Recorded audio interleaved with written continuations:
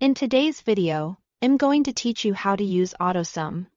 Autosum is one of the quickest and easiest tools in Excel for adding up numbers without having to type a full formula yourself. It's especially helpful when you are working with a column or row of values and want an accurate total in just a few seconds. In this tutorial, I'll walk you through two simple ways to use it so you can choose whichever method feels most comfortable. First, let's look at the keyboard shortcut method. Start by clicking the blank cell immediately below a column of numbers. Or click the blank cell to the right of a row of numbers.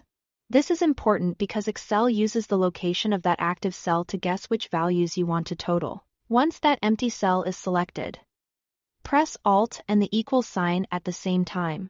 As soon as you do that, Excel will automatically highlight what it believes is the range of numbers you want to add.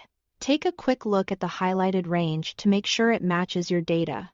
If it looks correct, press Enter. And Excel will display the total in that selected cell. Now let's go through the ribbon method, which is great if you prefer clicking buttons instead of using keyboard shortcuts. Begin by clicking the empty cell where you want the total to appear. Just like before, choosing the correct cell first helps Excel identify the numbers you want to sum. Next, go to the Home tab or the Formulas tab on the top ribbon. In either location, you'll find the Autosum button, which is marked with the Greek letter sigma or sigma. Click that button, and Excel will automatically suggest a range of cells to add together. Before you confirm it, verify that the highlighted cell range is correct. This quick check can help prevent mistakes, especially if there are blank cells or nearby numbers that you do not want included.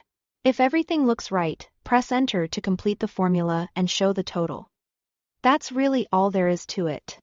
Autosum is designed to save time, reduce manual errors, and make basic calculations much faster.